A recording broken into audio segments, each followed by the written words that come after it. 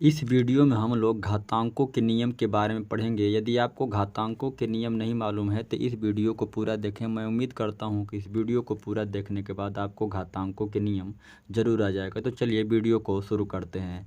यदि देखिए यहाँ पे कोई संख्या ऐसी लिखी गई है तो इसको हम लोग क्या पढ़ेंगे, तो इसको हम लोग पढ़ेंगे 3 की घात 4 पढ़ेंगे।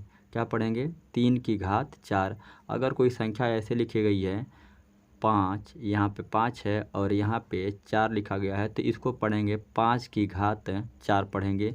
यहाँ पर जो इस संख्या के ऊपर वाली यहाँ पर जो यह संख्या है, इस संख्या को हम लोग घातांक कहते हैं या घात कहते हैं और अंग्रेजी में एक्सपोनेंट बोलते हैं या इसे पावर भी बोलते हैं।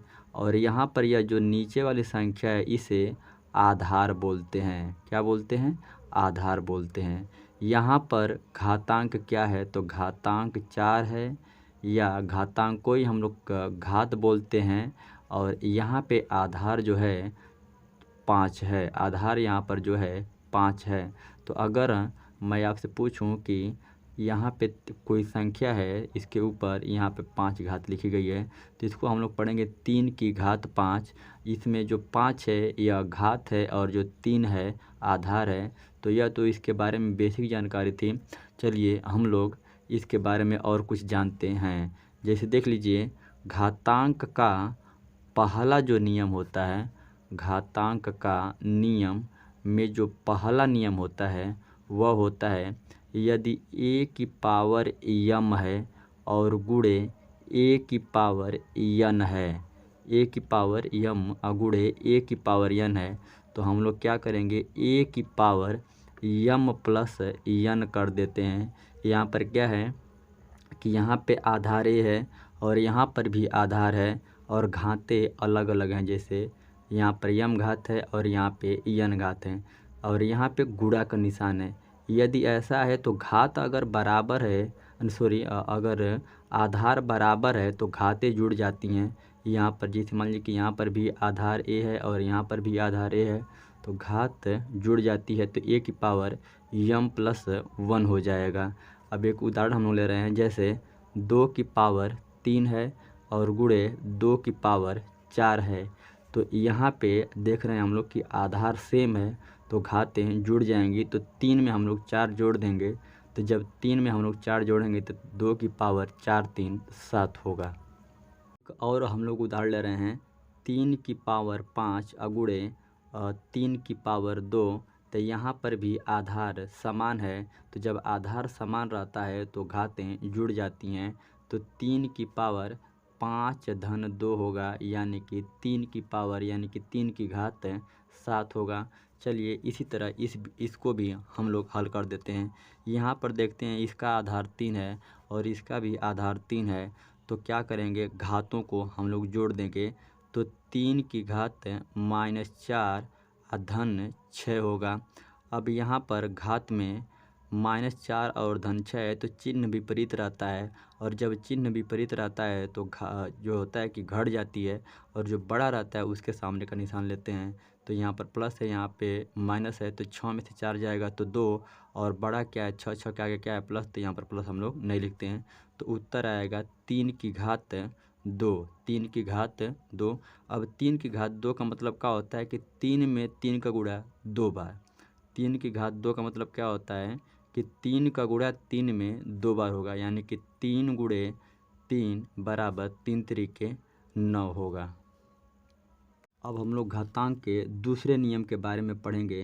जैसे मान लीजिए कि a की घात m है और इस पूरे की घात m है तो क्या होता है कि m का गुणा n में हो जाता है यानी कि a की घात m गुणे n हो जाता है। एक बार और सुनिए, अगर a की घात m है और पूरे की घात n है तो बराबर क्या लिखते हैं यानी कि इसमें इसका गुणा हो जाता है तो a की घात m गुणे n हो जाता है। चलिए हम लोग उदाहरण ले रहे हैं। जैसे मान लीजिए कि 3 की घात 2 है और पूरे की घात 4 है तो हम लोग क्या करेंगे, 3 की घात 2 गुणे 4 यानी कि 3 की घात 2 चौको 8 और यही हमारा आंसर हो जाएगा। एक और उदाहरण हम लोग ले रहे हैं। यदि 5 की घात 2 है और पूरे की घात 3 है तो हम लोग क्या करेंगे, 5 की घात हम जानते हैं कि इसका इसमें गुणा हो जाएगा, तो 2 गुणे 3 तो क्या आएगा, 5 की घात 6 हो जाएगा और यही हमारा आंसर हो जाएगा। चलिए इसी नियम का इस्तेमाल करते हुए हम लोग इस सवाल को हल करेंगे। देखिए यहाँ पे क्या है, 7/6 अब पूरे की 7/6 पूरे की घात 3 है और इस पूरे की घात क्या है, 5 है, तो इसका गुणा इसमें हो जाएगा तो क्या आएगा, 7/6 और पूरे की घात 3 गुणे 5 यानी कि 7/6 की घात 3 पचे 15, यही हमारा आंसर हो जाएगा। अब हम लोग घातांक के तीसरे नियम के बारे में पढ़ेंगे। यदि a की घात m है अब बटा a की घात n है, तो अगर आधार समान है तो इसको हम लोग ऐसे लिख सकते हैं, a की घात m माइनस n लिख सकते हैं। एक बार और सुनिएगा, a की घात m है अब बटा a की घात n है, तो जब आधार समान है तो हम इसको हम लोग a की घात m माइनस n लिख सकते हैं। जैसे मान लीजिए कि यहाँ पर हमने एक उदाहरण लिया है, 2 की घात 5 और बटा 2 की घात 3 है, तो इसको हम लोग 2 की घात 5 माइनस 3 लिख सकते हैं।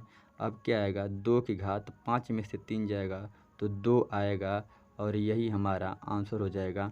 एक और हम लोग सवाल ले रहे हैं, 3 की घात 4 अब बटा 3 की घात 2, तो इसको हम लोग 3 की घात 4 माइनस 2 यानी कि 4 में से 2 जाएगा तो 2 यानी कि 3 की घात 2 हमारा यही आंसर हो जाएगा। अब हम आपको कुछ सवाल दे रहे हैं, इनको ऊपर बताए गए नियमों के हिसाब से हल करिएगा और देखिएगा कि क्या उत्तर आ रहा है, और जो उत्तर आएगा उसको कमेंट बॉक्स में ज़रूर लिखिएगा। तो पहला सवाल हमारा है 3 की घात 4 गुणे 3 की घात 5। दूसरा सवाल है 3/5 की घात 2 और पूरे की घात 5 है। और तीसरा सवाल हमारा है 4 की घात 8 बटा 4 की घात 5। तो इन सवालों को हल करके जो इसका उत्तर होगा कमेंट बॉक्स में ज़रूर लिखिएगा।